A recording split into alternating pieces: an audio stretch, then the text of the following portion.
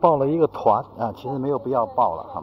老婆坚持要我报这个团，因为可以不用排队。OK， 前面这个黑衣服的这个是 tour guide 啊，导游啊。你看我本身就是导游啊，请的导游。好处就是不用排队吧，可以直接登顶这个埃菲尔铁塔。这4个人是一家人啊，就我一个，单独一个啊。我们可以看见埃菲尔铁塔了。啊哈。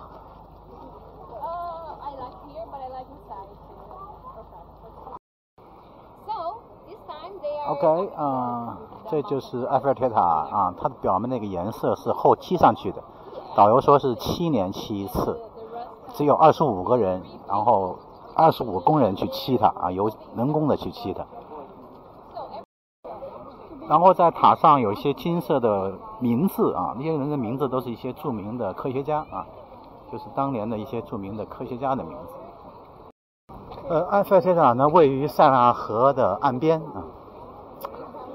当时有很多有创意的设计啊，最后就是它被选中，因为它的外形是一个 A 啊，那么 A 在法语里面又是 amour 啊，就是爱的意思，所以很多年轻人在这里求婚呀、拍婚纱照啊，就可以很好的理解了为什么。另外，其实这个塔并不是埃菲尔设计的啊，而是他的同事设计的。那么埃菲尔所以选这个造型，让他眼前一亮，是因为这个 A 字啊是他的初恋情人的名字的手写字母，所以他也是存在这个私心的，对吧？在这个浪漫的法国巴黎之都立一个象征着爱的这么一个建筑物啊。当然了，当时这个埃菲尔铁塔这个外形啊是有很大的争议的因为大家知道，如果来过巴黎知道，它那个老巴黎它是很矮的，很有历史沧桑感的这么一个建筑风格，突然立了一个这么一个钢筋的现代化的一个高高的这么一个建筑，是跟这个巴黎是很不协调的以至于当时很多人都发誓我这辈子都不会登上这个塔，但是后来纷纷被打脸了自己都登上去了。这上面好像在滴水，是不是下雨了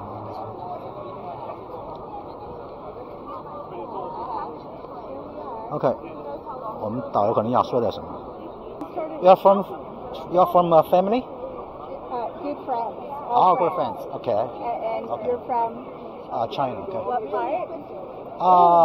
Beijing, capital city. Beijing. Okay. Yeah. Beautiful. Yeah. So this is the picture of the guy I was telling you, of one of the people who are painting. So that's how they do with them. He's a real person who really works here. And 这就是这个照片，就是这个油漆工的照片那么人工去这个油漆这个埃菲尔铁塔。这个地方我们可以看见一个建筑，对吧？这个建筑就是巴黎的一个比较高的建筑了但是巴黎有这个法律规定，任何建筑的高度不能超过埃菲尔铁塔所以说埃菲尔铁塔是巴黎最高的建筑。当然了，在它当年修成的时候也是全世界最高的建筑，现在当然不是了所以当时这个也是一个了不起的一个成就现在就在电梯底下等着上电梯很多人排队，就是坐电梯排队没有办法。然后从上面看呢，可以看到很多这个网，看见没有？这个网状的东西。这个东西导游说是为了这个工人的安全，就是油漆工人的安全。但是在我们中国可能是为了防止鸟结巢鸟筑窝，毁坏建筑。这个地方不知道为什么有那么多的感觉，像是被凿过的痕迹不知道是为什么。然后我们看看这个铁的部分这个铁的部分已经生锈很严重了，所以说它是每7年要重新油漆一遍，所以这也可以理解。电梯这里的广告这个东西叫马克龙，是法国的一个很有名的点心正好跟现在法国总统的这个中国的音译很像，对吧？很有意思。OK 了马上要坐电梯了。现在在排大队马上要坐这个电梯上塔了，上2层。了啊，梯子来了，准备上梯。这边是应该这边是先那边下空，然后这边再上。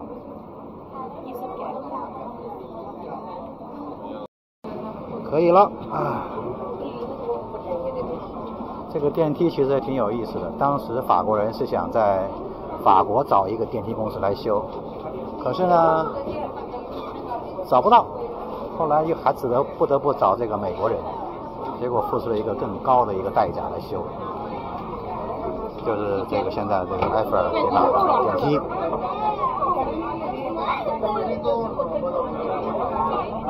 哦，动喽动喽！我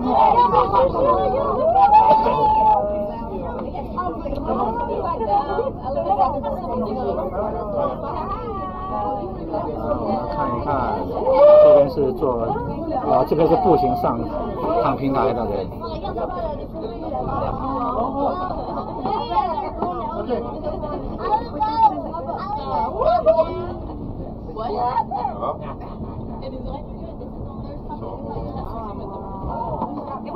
这是1层，我们是到2层。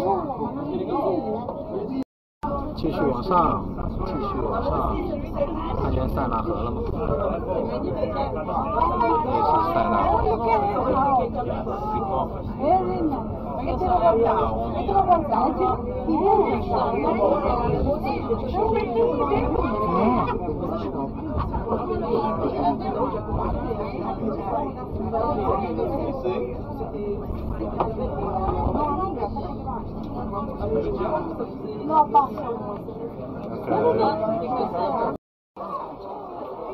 从电梯上下来啦，还想坐的话就可以接着坐啊。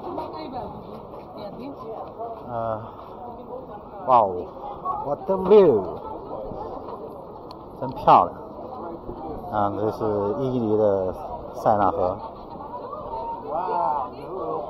喷泉多漂亮。那边是巴黎的新区，新城区，但是它都没有这个埃菲尔铁塔高。这里是看巴黎全景最好的地方。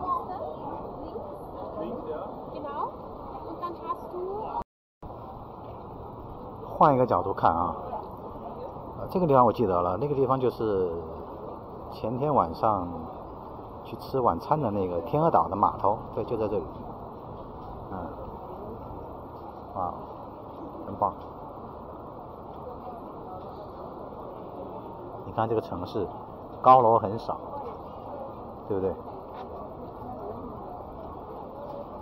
这个历史的厚重感，到处都是。是全世界3大都市之一啊。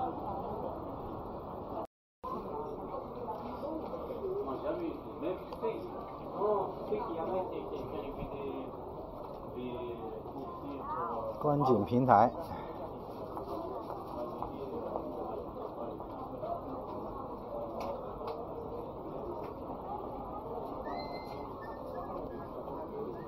哦。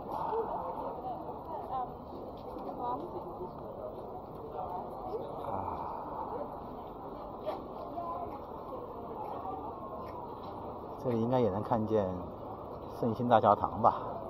一会儿换个角度找一找。啊，我已经看见了，在那边。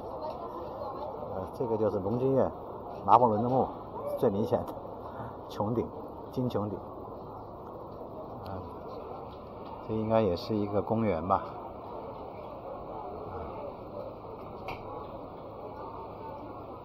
中轴对称。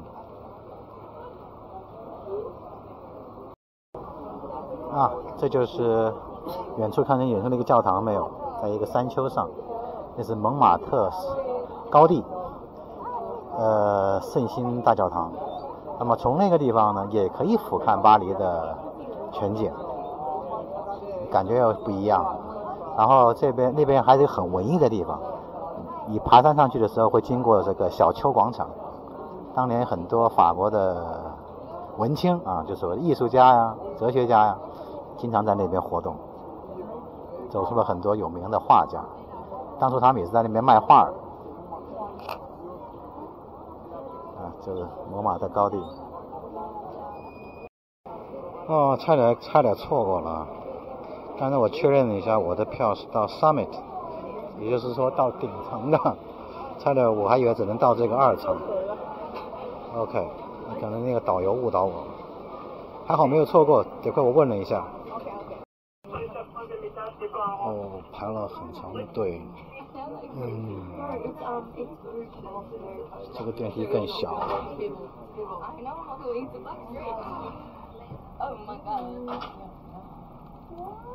现在是上顶层，上过来看一看这边。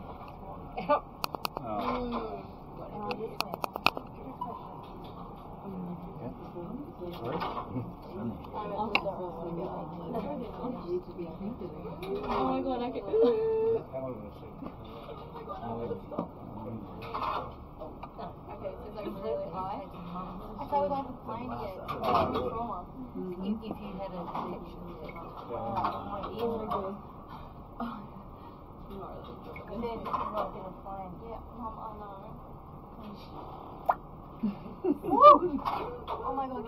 Oh, I don't want to look there. We're halfway. Mom, stop. Just relax, would you? No.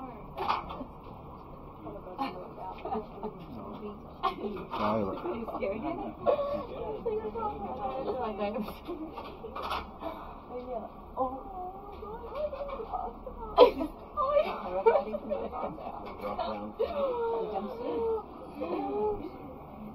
应该是到了。这边这就到了埃菲尔铁塔的最高的一个平台了。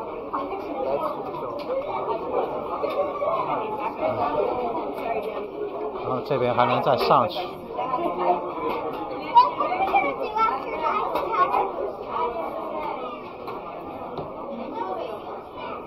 他们应该是在排队下去。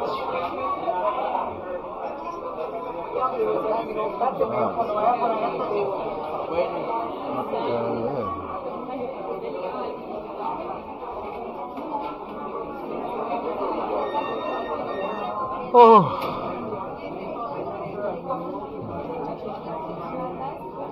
上面跟下面看的也没什么特别的不同。总之你来了就来了吧，你就尽量的往最上面来啊，因为可能票价不太一样啊。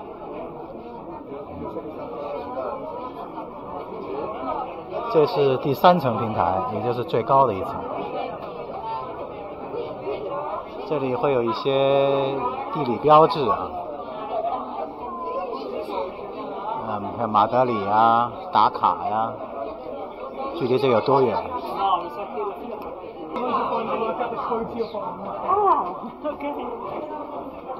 ？Yeah, I'm not a YouTuber.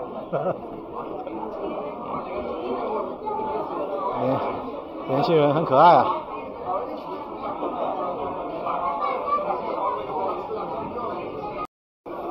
这里还可以再上去一层，再上去一个。上面是镂空的了，就没有玻璃的那种。Good。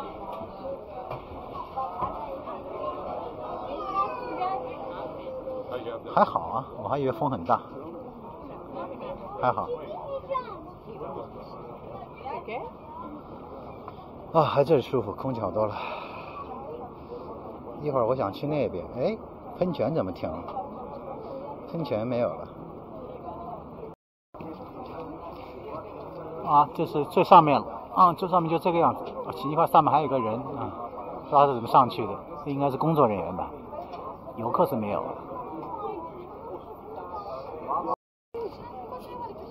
看下面这个应该是个运动场，还在这个排练灯光呢。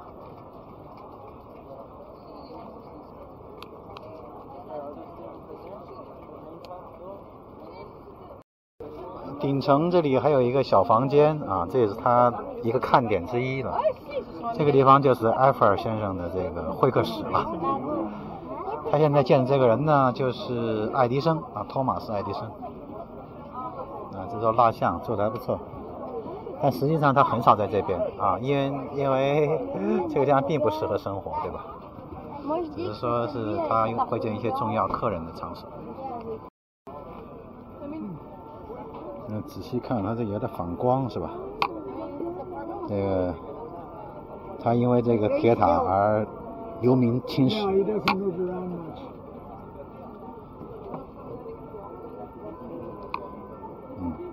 它保留了一个小房间。我终于找到这个凯旋门了，刚才一直没找着。这个位置，这个正前方，可以看出来巴黎的路就是以它为中轴，以它为中心点，向四周辐射出去。所以它那个地方就像个星星照耀一样，所以这个广场又叫新广场，凯旋门又叫新门。能看得清楚吗？放大一点。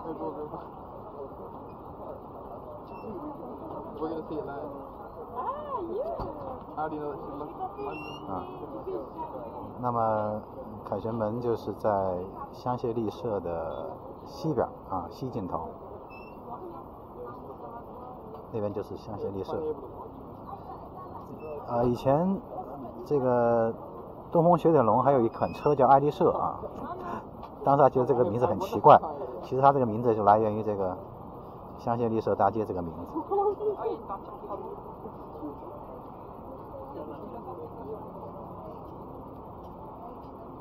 OK，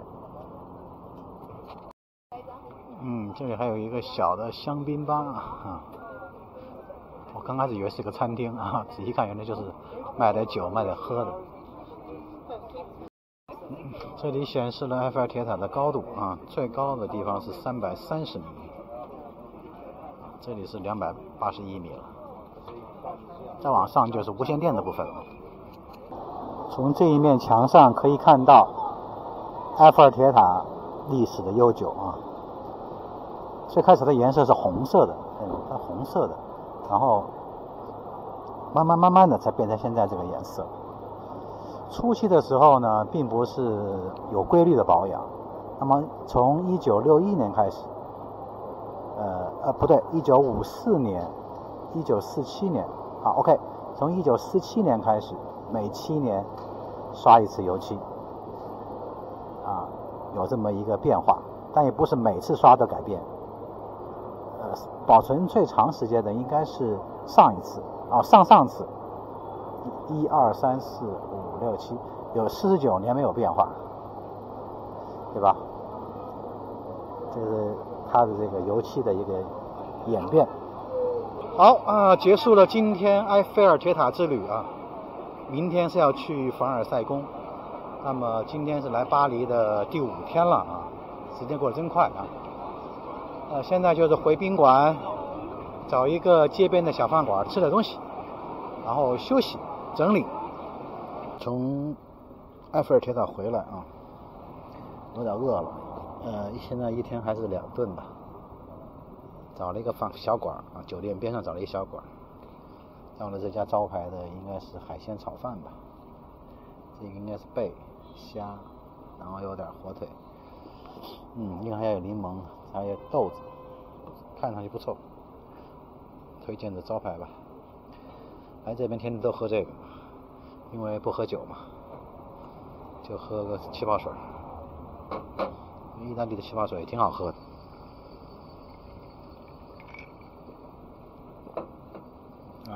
这个应该很烫吧，铁板的。开错。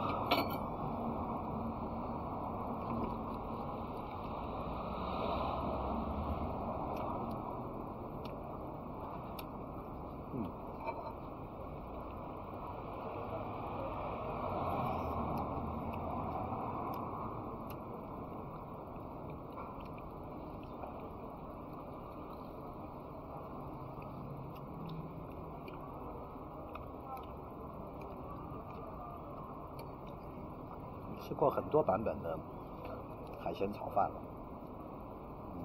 每个店都不一样吧。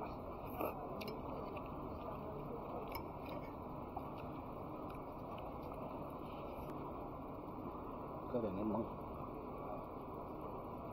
酸味儿。